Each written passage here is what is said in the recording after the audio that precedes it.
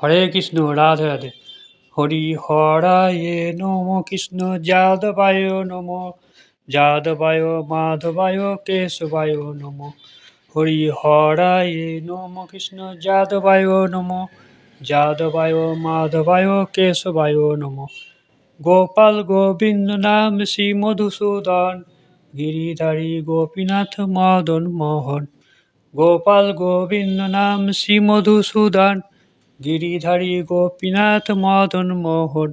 নমস্কার, আপনারা সবাই কেমন আছেন? আজকে আমি শ্রীমদ্ ভগবদ গীতা দ্বিতীয় অধ্যায় সাংখ্যযোগের 46 থেকে 48 নম্বর শ্লোকটি আপনাদের পড়ে শোনাচ্ছি।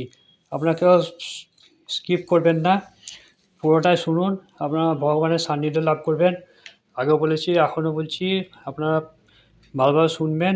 হ্যাঁ, কান দিয়ে ভালো করে শুনুন, কারণ শোনাটা একটা মহাপুণ্যি লাভ। 46 নম্বর শ্লোকে আমি শ্রী শ্রী প্রভুপাদের গীতার গান। সেই প্রেমে ভাসমান সর্বলাভ পায়, কূপ জল নদী জল যথাযথ হয়। এক কূপে হয় এক কার্যের সাধন, নদীর জলেতে হয় একত্রে ভাজন। বেদের তাৎপর্য সেই এক লক্ষ্য হয়, ব্রাহ্মণ যে হয় সমস্ত বুঝায়।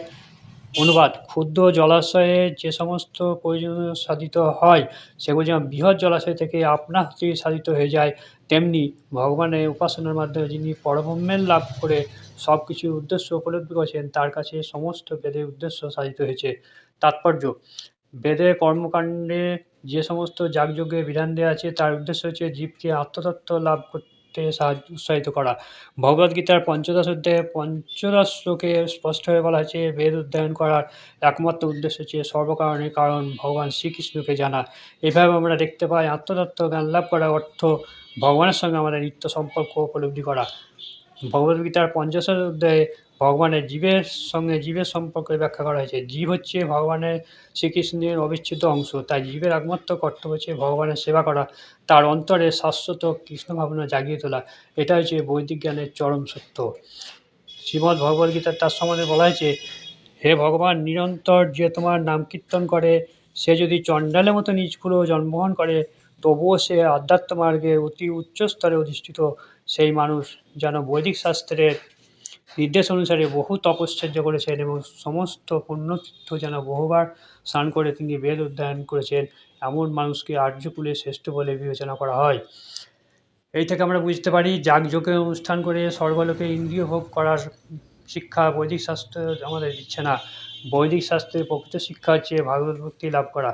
বৈদিক শাস্ত্র নির্দেশিত বিভিন্ন যাগযজ্ঞ অনুষ্ঠান করা, সমস্ত বেদ বেদান্ত উপনিষদ চর্চা করা এই যুগের মানুষের পক্ষে সম্ভব নয়। এই সমস্ত করার জন্য যে শক্তি, জ্ঞান ও ঐশ্বর্য নিষ্ঠার প্রয়োজন, তা এই যুগে মানুষের নেই। তাই শ্রীচৈতন্য মহাপ্রভু এই যুগে অধঃপতিত মানুষদের উদ্ধার করার জন্য ভগবানের দিব্য নামে সংকীর্তন করার পথ প্রদর্শন করে গেছেন। মহাপণ্ডিত প্রকাশানন্দ সরস্বতী যখন শ্রীচৈতন্য মহাপ্রভুকে জিজ্ঞাসা করেন, যদি তাকে সাক্ষাৎ নারায়ণ বলে মনে হয়, তবু বেদান্ত দর্শন পাঠ না করে তিনি কেন ভাবুকের মতন ভগবানের নাম কীর্তন করছেন? এর উত্তরে শ্রীচৈতন্য মহাপ্রভু তার উত্তরে বলেন, আমার গুরুদেব বুঝতে পারেন যে আমি অত্যন্ত মূর্খ, তাই তিনি আমাকে শাসন করে উপদেশ দিলেন, তুমি মূর্খ, বেদান্ত শাস্ত্র অধ্যয়ন করার তোমার অধিকার নেই। এই বলে তিনি আমাকে শ্রীকৃষ্ণ মন্ত্র জপ করার নির্দেশ দিলেন। এই জপ করতে করতে তিনি ভগবতী নামে ভাবে উন্মাদ হয়ে উঠলেন। কিবা মন্ত্র দিলা গোসাই, কিবা তার বল, জপিতে জপিতে মন্ত্র করিল পাগল। এই কলিযুগে অধিকাংশ মানুষ মূর্খ, বেদান্ত দর্শন বোঝার মতো ক্ষমতা তাদের নেই। তাই ভগবান বেদান্ত দর্শনের সারমর্ম ভগবত ভক্তির বার্তা বহন করে এনে এই ভক্তি লাভ করার পথ প্রদর্শন করে গেলেন। নিষ্কলুষ চিত্তে ভগবানের নাম জপ করার মাধ্যমে জড়বন্ধন থেকে মুক্ত হবার আশীর্বাদ দিয়ে গেলেন। বৈদিক জ্ঞানের শেষ কথা হচ্ছে বেদান্ত। ভগবান শ্রীকৃষ্ণ এই বেদান্ত দর্শনের প্রবক্তা। যে মহাত্মা নিরন্তর ভগবান শ্রীকৃষ্ণের নাম কীর্তন করে অসীম আনন্দ উপভোগ করে, তিনি হচ্ছেন প্রকৃত বেদান্ত তত্ত্ববেত্তা, কারণ সেটা হচ্ছে বৈদিক অথেন্টিকের চরম উদ্দেশ্য। তাহলে ৪৬ নম্বর শ্লোকে আমরা কি জানতে পারলাম? যে ভগবান শ্রীকৃষ্ণের নাম জপ করলে পরে সে যদি চণ্ডাল কুলে জন্ম হয়, তবুও সে আধ্যাত্ম মার্গে অতি উচ্চ স্তরে অধিষ্ঠিত। অর্থাৎ সে ভগবানের সবসময় নাম জপ করার ফলে সে মানে আধ্যাত্ম মার্গে অতি উচ্চ স্তরে অধিষ্ঠিত সেই মানুষ বৈদিক শাস্ত্রের নির্দেশ অনুসারে বহু তপশ্চর্য করেছেন এবং সমস্ত পুণ্যতীর্থে বহুবার স্নান করেছেন। অর্থাৎ তিনি ভগবানের সান্নিধ্য লাভ করবেন। মানে ভগবানের বৈদিক শাস্ত্রে তিনি একদম পুরো শুদ্ধ হয়েছে পড়ে। হঠাৎ সেখানে যেমন শ্রী চৈতন্যকে জিজ্ঞাসা করেছিলেন প্রকাশ নন্দীজি, আপনার তোমার কী, তুমি তো কিছুই জানো না, মূর্খ তুমি। সেই জন্য শ্রী চৈতন্যকে একটাই জিনিস বলেছেন যে কৃষ্ণমন্ত্র জপ করতে। কৃষ্ণমন্ত্র জপ করার পরে শ্রী চৈতন্য তখন ওইটা কৃষ্ণ সারাদিন দিন রাত হরিনাম সংকীর্তন করে তিনি ভগবানের সান্নিধ্য লাভ করেছেন। আপনারা প্রকৃতপক্ষে কৃষ্ণনাম জপ করে দিনরাত্রি হরিনাম কৃষ্ণনাম এভাবে জপ করবেন, তাহলে ভগবানের সান্নিধ্য লাভ করবেন। 47 নম্বর শ্লোক। শ্রীশিল প্রভুপাদের গীতার গান। নিজ অধিকার মাত্র কর্ম করে যাও, কর্মফল নাহি চাও আসক্তি ঘুচাও। কর্মফল হেতু সদা না হইবে তুমি, অনুকূল কর্ম যেই সেই কর্মভূমি। অনুবাদ: স্বধর্মবিহিত কর্মে তোমার অধিকার আছে, কিন্তু কোনো কর্মফলে অধিকার নেই। কখনো নিজেকে কর্মফলে হেতু মনে করো না, কখনো স্বধর্ম আচরণ থেকে বিরত হয় না। তাৎপর্য: এখানে তিনটি জিনিস বোঝানো বিবেচনা করতে হবে। কর্তব্যকর্ম 1, 2 খেয়াল খুশি মতো কর্ম, 3 হচ্ছে নিষ্কর্ম। কর্তব্যকর্ম হচ্ছে যে প্রকৃতির তিনটি গুণের দ্বারা বদ্ধ অবস্থায় জাগতিক কর্ম। খেয়াল খুশি মতো কর্ম হচ্ছে স্বাস্থ্য অথবা গুরুদেবের অনুমোদন ব্যতীত কর্ম, এবং কর্তব্যকর্ম সম্পাদন না করাতে বলা হয় নিষ্কর্ম। ভগবান অর্জুনকে নিষ্কর্ম না হতে উপদেশ দিয়েছিলেন। তিনি তাকে বলেছিলেন কর্মফলের কথা বিবেচনা না করে তার কর্তব্য করে যেতে। কারণ মানুষ যখন কর্মফলে প্রত্যাশা করে তখন সে কার্য কারণে জড়িত হয়ে জড়বন্ধনে আবদ্ধ হয়ে পড়ে এবং কর্মের ফলস্বরূপ সুখ দুঃখ ভোগ লাভ করে। কর্তব্য কর্মকাণ্ডকে 3টি ভাগে ভাগ করা হয়েছে: বিধিবদ্ধ কর্ম, সংকটকালীন কর্ম এবং আকাঙ্ক্ষিত কর্ম। বিধিবদ্ধ কর্ম স্বাস্থ্যসম্মত অনুসারে কোনো রকম ফলের প্রত্যাশা করে না। সত্যগুণের প্রভাবে ফলে প্রত্যাশা করে যে কর্ম তা হচ্ছে সত্য, রজ অথবা তমগুণে যে প্রভাবে হোক না তা অশুভ। ফলে অর্থাৎ প্রত্যাশা করা মানে কর্মবন্ধনে আবদ্ধ হওয়া। কর্তব্যকর্ম সকলকে করতে হয়, কিন্তু কোনো রকম ফলের প্রত্যাশা না করে নিরাসক্তভাবে যে সে কর্ম করতে হয়, তাহলেই কর্মবন্ধন থেকে মুক্ত হওয়া সম্ভব। ভগবান তাই অর্জুনকে উপদেশ দিয়েছেন ফলাফল না ভেবে নিরাসক্তভাবে যুদ্ধ করে যেতে, তার কর্তব্যকর্ম করে যেতে। যুদ্ধে যোগ না দেওয়া তার পক্ষে আসক্তির জন্য একটি পরিচয়। কর্তব্যকর্ম হচ্ছে নিষ্কর্মের মতো বিরত থাকা পাপ, তাই কর্তব্যকর্ম করাই হচ্ছে যুদ্ধ অর্জুনের পক্ষে মুক্তির একমাত্র পথ। অর্থাৎ এখানে নিজে কর্ম করে যেতে হবে, কিন্তু কোনো ফলের আশা করা হবে না। এখানে অর্জুনকে তিনি শ্রীকৃষ্ণ বারবার বলছেন যে তুমি তোমার কর্তব্যকর্ম অর্থাৎ যুদ্ধ করে যাও, ফলের বিবেচনা করে তো আমি আছি, ফল তো আমি দেবো। হ্যাঁ, এটাই বলতে চাইছে। ফলে আপনারা কিন্তু আপনাদের কর্তব্যকর্ম করবেন, কিন্তু ফলে আশা করবেন না। ফলটা পাবেন, কিন্তু সে এই জন্মই হোক পরের জন্মে হোক, ওটা ভগবানের কাছে গচ্ছিত থাকে এক কথায়। 48 নম্বর শ্লোক। যোগী হয়ে শ্রী প্রভুপাদ গীতা গান। যোগী হয়ে কর্ম করো আসক্তি রহিত কর্ম ভগবানের প্রীত। ধনঞ্জয় সঙ্গ ত্যাজি কর্ম করে যাও, সিদ্ধি বা অসিদ্ধি সমবৈষম্য ঘুচাও। এই সমভাব হয় যোগ সিদ্ধি নাম, সেই সিদ্ধিতে পূর্ণ সর্বমনস্কাম। অনুবাদ: হে অর্জুন, ফল ভোগে কামনা পরিত্যাগ করে ভক্তিযোগস্থ হয়ে ধর্ম বিহিত কর্মচারণ করো। কর্মের সিদ্ধি অসিদ্ধি যে সমবুদ্ধি তাকেই যোগ বলা হয়।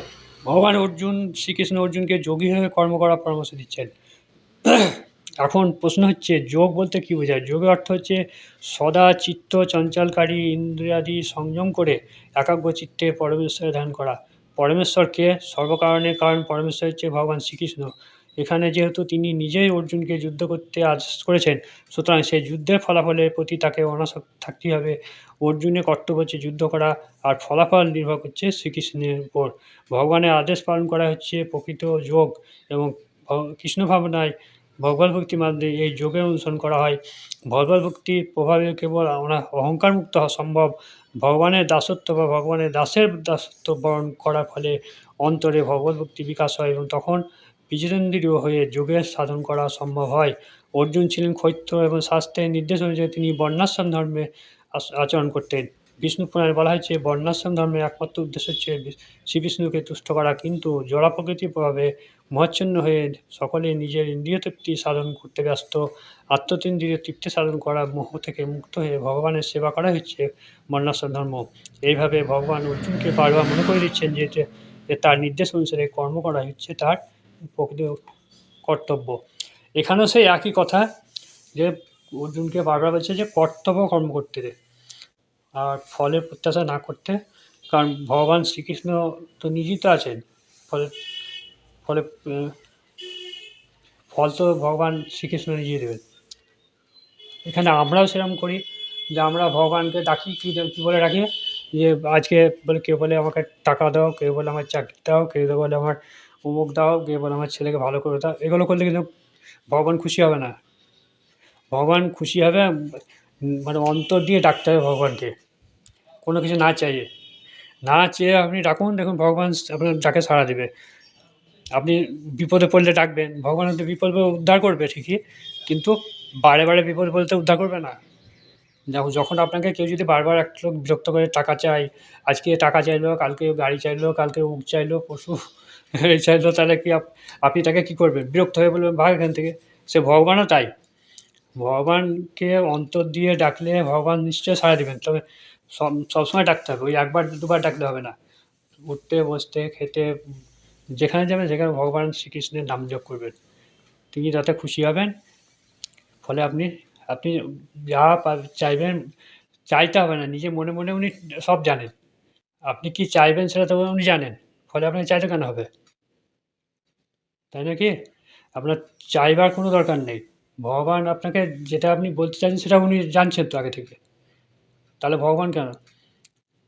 উনি তো জীব-জন্তু, শুধু মানুষ না, ওনার আন্ডারে পশু, পাখি, জীব-জন্তু, গাছপালা, বিশ্বব্রহ্মাণ্ড, এমনকি সমস্ত কিছুই চলছে। সূর্য থেকে আরম্ভ করে গ্রহ, নক্ষত্র সবই তো ভগবানের লীলায় চলছে। ফলে উনি জানেন না সব কিছু? সব জানেন। প্রত্যেকটা মানুষের কী প্রয়োজন, কী লাগবে, কী অন্তর দিয়ে ডাকলে তিনি সব নিশ্চয়ই সাড়া দেবেন। কিন্তু চাইবেন না কিছু। আমি আজকে অনেক আপনাদের বকলাম। হ্যাঁ, আপনারা আমার এই চ্যানেলটিকে, গীতা কথা চ্যানেলটিকে লাইক, শেয়ার এবং সাবস্ক্রাইব করবেন। সাবস্ক্রাইব করতে যেন ভুলবেন না, কারণ প্রতিদিনই আমি 2-3টে করে আপনাদের শ্লোক পড়ে শোনাচ্ছি। পুরো গীতা পাঠ আমি আপনাদের পড়ে শোনাবো, আপনারা শুনতে থাকবেন। আর কিছু বলার নেই। আর শেষে লিখবেন জয় শ্রীকৃষ্ণ, কমেন্টস করবেন, অর্থাৎ মন্তব্যটা করবেন জয় শ্রীকৃষ্ণ বলে। নমস্কার।